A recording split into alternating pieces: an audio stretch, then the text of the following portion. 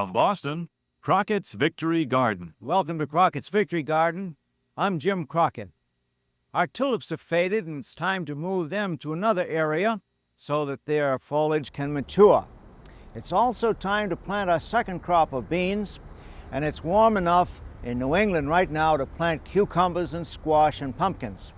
And today I'm going to introduce you to a very special vegetable. But first of all, let's look at these tulips. Now you can see that the flowers have gone by. The foliage itself is getting rather weather-beaten in appearance. If I wanted to, I could just leave these bulbs right where they are and let them mature in the soil. But I don't want to. I want to plant more flowers in this bed, so I'm going to dig the bulbs up and do what we call healing in. That is, we'll put the bulbs in another part of the garden to continue their growth and mature. Let's see what we have here. Get a few of them out. This is a variety called Red Riding Hood, a very nice dwarf variety. You notice that they were planted about 5 to 6 inches deep. Made an excellent crop of flowers this spring, and now we're going to give them time to mature. Now let's examine some of these bulbs at fairly close range here. I want to tell you that first of all, before we talk about these particular bulbs, excuse me, I'd like to talk about the fact that I was in Holland for about a month this spring, inspecting some of the bulb fields. And I saw, for example, in one field, 1.5 million tulip bulbs. The Dutch, for business purposes, know that they have to dig up every single one of those bulbs every year and replant them. And what they do is to divide the bulbs into the various sizes. Now you see how this bulb is splitting. We're going to have from here, instead of the one bulb that was planted, there will be 2 fairly good sized bulbs coming out of it. Now these 2 bulbs will each be large enough to throw a flower next year. This is an odd one here. You see it has a small bulb down there, another small bulb beside it, a fairly good sized bulb, and then for some reason it's produced a couple of bulbs partway up the stem. Well, we'll take these over here to an area that we won't be using for a while, and we'll do what we call heel them in. We'll just lay them down like this on a slant and cover over their roots, still leave the tops exposed. Tamp them down rather firmly so that they'll have good contact with the soil. Those can have a drink of water. And in about a month's time, they will have matured their foliage, it'll turn completely brown, and then we'll dig the bulbs up and save them for next year. Now, I want to go back to the bed from which we dug these tulips and talk about what we're going to do here this year. Now, one year, we had in this bed by the greenhouse a solid row of different kinds of summer squashes. And they really grew rambunctiously, so much so that they went right over the path and were not such a great idea. We got a big production, but we couldn't walk on the path. Another year we planted this to various kinds of annuals, and we had a colorful annual border. This year I think we're going to call it Marigold City.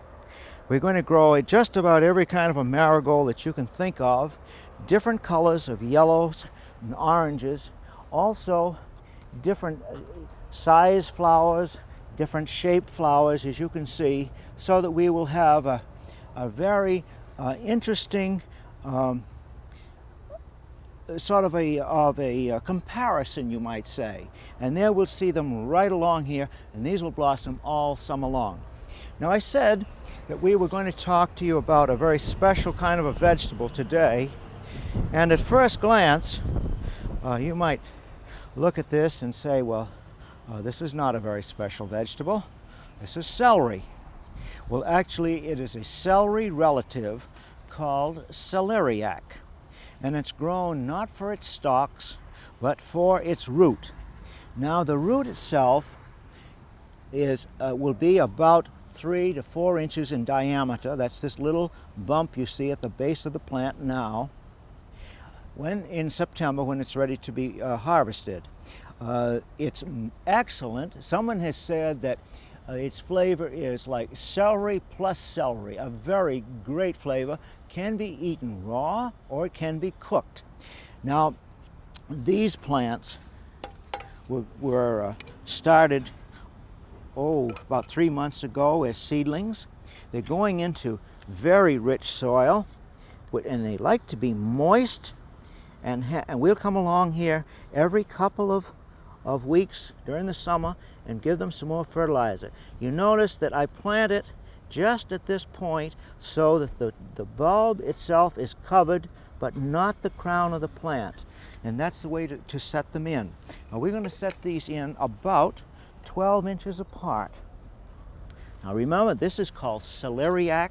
Another name for it is knob celery, K-N-O-B, sometimes called the turnip-rooted celery.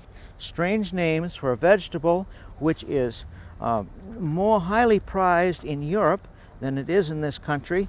Sometimes we're afraid to try something new, but try the celeriac. I think you'd like them. Now the next thing we're going to talk about is beans. And if you look here at our beans, notice that they're making their first true bean leaves. This is a pretty good signal that it's time to sow a second crop of beans. Now that first one that I planted was a green potted variety called top crop. And now we're going to plant, just for variety, a golden one called gold crop, sometimes called a wax bean. I want you to look at the beans themselves for a moment. You notice that they're pink in color. This is not normal color. The beans themselves are white, but they have been treated with a fungicide, which keeps them from rotting when they're first planted. Now we're not only going to do that, treat them, have the fungicide on them. We're going to moisten these seeds, and we will use a legume inoculant on them as well. And this legume inoculant will allow the bean plants to take up nitrogen from the atmosphere and grow free nitrogen, you might say. And this, you've seen me do this many times before, but it's a great idea. It's a black powder of bacteria called nitrogen-fixing bacteria. Now, when we put these beans in the ground, I'd like to set the seeds so they're roughly a couple of inches apart. 2 to 3 inches is fine. Don't put them in too closely. Some people say even to plant them as much as 5 or 6 inches apart, but I don't think we get as good a production that way. Early in the spring, when I plant the first beans, we cover them no more than 1 inch deep. Now, this time of year, while the soil is getting a little dry, I'm going to cover these over with about 1.5 inches of soil. Firm that down well. Now this soil is dry, and in order to get the sprouting to take place, we've got to add moisture. And I would say that if you leave just a sort of a little trench along on the side of the row, so to hold moisture, you're in a pretty good condition. And then be sure that you soak it well and get the moisture right down inside the soil. Get the beans themselves wet, and then they'll take off and they'll be up in 4 or 5 days. Well, the next thing we're going to talk about are cucumbers. I'll plant cucumbers, but there's a couple of things I want to show you on the way by. One is, remember that the radishes that we grew underneath this cover of screening, this kept the root maggot away from the radishes. Well, we just put it on our beets also to see if we can keep that leaf miner fly from getting to our beet foliage. But one thing I do want you to see here in the perennial garden are these Canterbury bells. This is a biennial. You plant the seed in June of one year to get blossoms about 11 or 12 months later. These die after blossoming, so you have to sow new seeds each year. Well, now let's go to the cucumbers. I'm going to talk first about the fact that the cucumbers like a lot of nourishment in the soil. I'm planting these right at the base of the compost pile. There's a lot of compost, cow manure, some 5-10-5 fertilizer mixed in here, and we're right close to a hose outlet so the plants can stay good and moist. Now, we'll talk first of all about two ways in which we can grow our cucumbers. One, we can grow them up a trellis, such as this. And in this way, this is the way that I like to grow them, because the fruit all hangs in the open and is perfectly symmetrical, same color all the way around. I'm going to plant in two varieties. The first one is called Saticoy. You can see that one. I like this variety because it seems to last about as long as anything else in the garden, or maybe a little bit longer. I have two plants in here. I'm going to sacrifice one of them, just pinch it off. By the way, you notice what we do with the pot. This is a peat pot. Peel off this top layer of the peat pot. Otherwise, it can act as a wick and suck up moisture from the soil right into the atmosphere. Okay, we'll put in another Saticoy here. Now this area is about 3 feet across. I'm going to put only 4 plants in it. That's all it needs. It'll cover this whole area in a very short time. Now we're going to plant a variety called Burpless, a Burpless hybrid. A relatively new variety. The fruit will grow as much as 2 feet long. I like to pick it when it's no more than a foot long. Here these plants are a little bit taller than I might like, but do you notice I pinch off one of them, peel down the pot to get rid of that wick action, and drop it right into the soil here. I can put that in just a little deeper than it was growing, and it'll be up and on the trellis in a very short time. Do the same with one more. This is the Burpless hybrid. Now, this is not the way that most people grow cucumbers.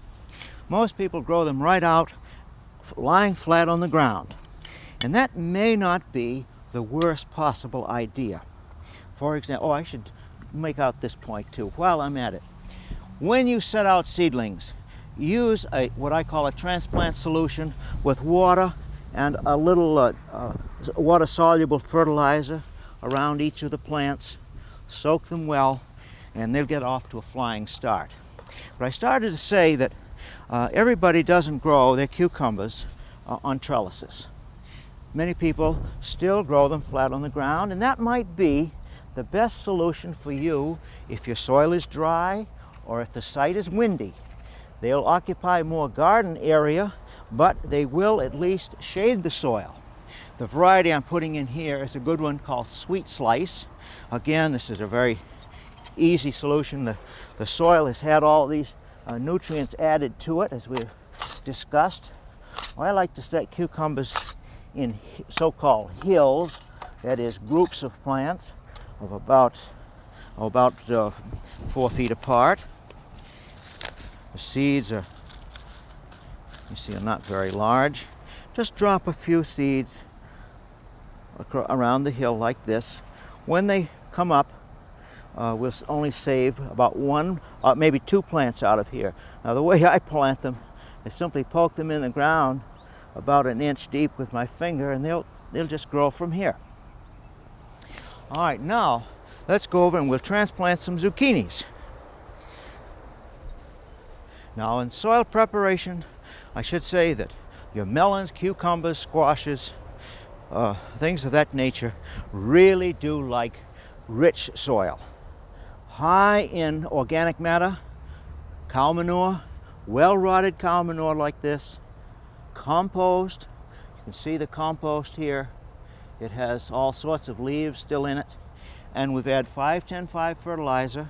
Again, this is an area we have it already dug over, ready to plant. Now, I say that plants grow just as well in crooked rows, but it's a little more fun, I think, a little prettier if we can grow them in a straight row. Again, I use my planting board to mark out where I want them to go. And I want these plants to be clumps to be about 3 feet apart. This is one called Zucchini Elite, E-L-I-T-E, a good variety. I hate to do it, and you know, somebody's going to have to go. We'll save only one of these plants. One will fill this entire area up completely and bear a great number of fruit. Make a little saucer-shaped depression around it. Add water with nutrient solution. Get that plant off and growing very rapidly. Now we're going to set some others up above here, but I think we should move on and do our winter squash and our pumpkins.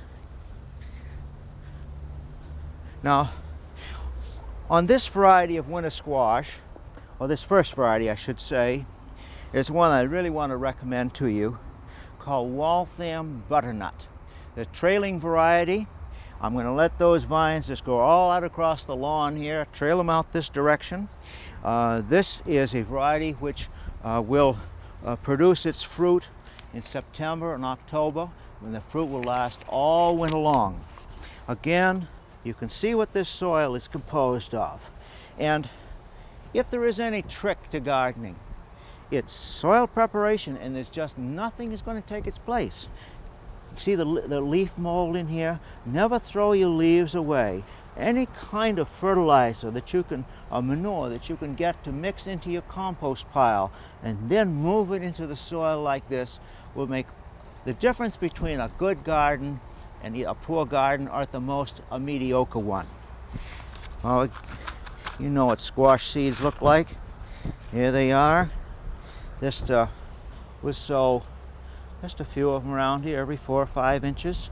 Now they say that we plant a hill of squash. I don't know why you call it a hill. Sometimes it does have a little mound to it if the soil is too moist at all. I push them just down in the ground, about 1 inch deep with my finger. Most of those will come up. You know that the problem is usually not in the seed when the seed doesn't germinate. It's usually in the way they've been treated.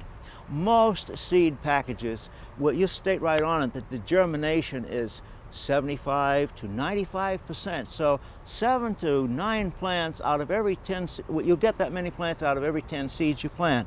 Pat them down like this. When these come up in about a week's time, well, we'll let them go maybe 2 weeks to determine which are the stronger plants. We'll save only 2 plants out of this whole hill. Now let's move down to here, and I want to show you how to plant another type of squash. Again, this is one called Blue Hubbard. Now, Blue Hubbard has been around for at least 100 years. The squash itself may easily weigh 20 to 30 or 40 pounds. It's a sort of a pear-shaped squash, if you could say that, with a blue-green, very, very hard shell on its skin. It's a great winter keeper, and it has rather dry flesh. It's a hard squash to peel, so the way to cook it is to bake it, and then just scoop out the inside, and it's great. Good one called Blue Hubbard. Again, you see I have 2 seedlings in here, and somebody's going to have to go. I hate to do this, but this is an essential part of gardening. We'll save the stronger seedling and simply cut the other one off. So we'll put 1 seedling in like this. Notice I peel that off every time. Got to peel that extra wick off. Now one of these is very readily is stronger than the other one. Easy to see. Get rid of one and save one. Peel that off so that it doesn't act as a wick. We can slip this into the ground, and these will start to grow very, very quickly. Again, these need a good drink of water. If you add that nutrient solution to it, that's any water-soluble fertilizer, then you will get them growing to a real fast clip. Well, one of the things they said we're going to talk about today was parsnips. Well, when I planted these parsnips in early April, I knew that the seeds wouldn't be out of the ground for 3 weeks, so I planted some radishes in between, and you see what we have here. Some radishes, marked the spot so that I could know exactly where the parsnip plants were and do all the cultivating in between. Well, we want to come down so that we'll have in each instance only one parsnip plant, and that is, your soil should always be moist when you do this. Hold on to the one that you want to save so that you don't at the last minute pull all of them out. So we come down to one plant. We'll end up by feeding that often during the summer with what we call a side dressing of fertilizer. We won't dig these parsnips till late this fall or maybe even next spring because their flavor is improved by freezing. Well, now let's go in the greenhouse. I want to talk to you about a very handsome plant for the summer garden called a tuberous rooted begonia. Now, the tuberous rooted begonia comes by its name very easily. This is what they look like. And you can see the tuber from which the plant grows. The tuber is rounded on the bottom and concave on the top. So you put the concave side up, barely bury it, maybe 1/4 of an inch deep, in peat moss and keep it moist. And pretty soon you get fabulous roots like that coming all over it. Now the idea is to move these plants into a highly organic soil. We have a great deal of compost in here. Again, you notice how gently I set that in. I'm not going to bury that. That tuber will just be at the most a 1/2 inch below the surface. Now, this is the easiest thing to grow. These flowers, I should say, come in every shade of color except blue. They grow, the bulbs, tubers will last year after year. See, they vary somewhat in size according to the variety. But again, husky little plant with 2 stems started on it. Now we're putting these into the pots only for the purpose of growing on, you might say, until we're ready to set them into a shady place. And one of the things that I want you to remember about this is that they like a cool, shady place. They do best of all along the east and the west coasts where the summertime temperatures are cool. Now I have here a picture of a tuberous rooted begonia. Now this is one that we had in our own garden last year. There it is. This is one of the things that's interesting to notice. The flowers of this plant, you might say, mimic those of others. Some look like roses, others like camellias, some look like narcissus blossoms. All of them are lovely and they last a very long time. As a cut flower, they're great for floating. I think this is better than cutting as a stem. Well, within a short time, the plant looks like this. Great foliage coming up, and you see the first flowers about to emerge. Now, one thing that you must remember about a tuberous begonia is that it's a sort of a one-sided plant. All of the leaves face one direction. And you can see, as I turn it, that there's nothing on this side. So when you plant this in your garden, you orient each one of them so that it's looking in the direction that you want the flowers to appear. Now let's talk for a few minutes about some questions that have been sent in to me. The first one says, what is the proper time to prune a mountain laurel? Well, in this part of the country, the mountain laurels are just now coming into blossom, and the time to prune them is immediately after the flowers fade. You can cut the plants back as severely as you want to. The idea of pruning immediately after flowering is it gives the plant time to produce new flower buds for another year. An excellent plant, by the way, like the rhododendron and azalea, the mountain laurel needs partial shade to do best, and an acid soil. Here's an interesting question. Will it hurt to prune climbing roses back to about 2 feet so that the bushes will get fuller and bushier? Well, remember this one thing about most climbing roses. Their blossoms appear only on canes which are at least 2 years old. And so if you cut a plant back to 2 feet and you get only these suckers, and you probably won't get any blossoms the first year or that year. So allow your canes to come up, train them horizontally, and that makes the big difference in getting a lot of blossoms and also keeping the plant bushy. If you have to remove canes, and it is a good idea each year to remove canes which are 4 years old or older, just a few of the old ones, to encourage new ones to come along. Here's a question from Pennsylvania. I have a 15-foot tall silver maple tree. I've tried for a number of years to grow annuals at its base, but nothing thrives. Can you help? Of course, the reason that nothing thrives is that a maple tree has this tremendous thirst, and it will kill the lawn under it, and it will suck moisture out of any plant that you put there.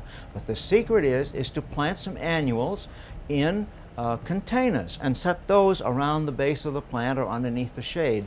And I would suggest that you plant some shade-loving plants such as Browalia, for example, or caladiums, or tuberous rooted begonias would do very well.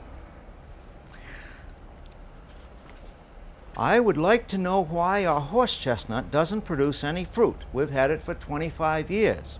Well, I could say, first of all, how lucky can you be? Because horse chestnuts are a terrible thing to run over with a lawnmower, and they're even tougher to walk on with bare feet. But chances are you have a horse chestnut tree that is a double-flowered one, which does not set fruit, and is one of the kinds sold by nurseries for that very reason, because you get to enjoy the pretty foliage, the lovely flowers, but you don't have the hassle of all of the nuts and the burrs on the outside of them to worry about.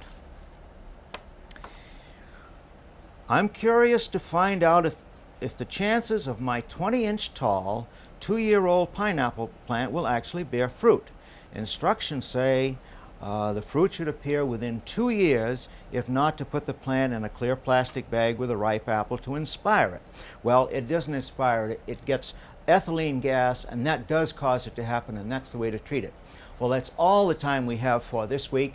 Now, next week, I'm going to prepare for fall. I'm going to start a nursery bed to plant seedlings of Brussels sprouts, late cauliflower, and late cabbages. And this is Jim Crockett in Crockett's Victory Garden. I hope you enjoy the program every week.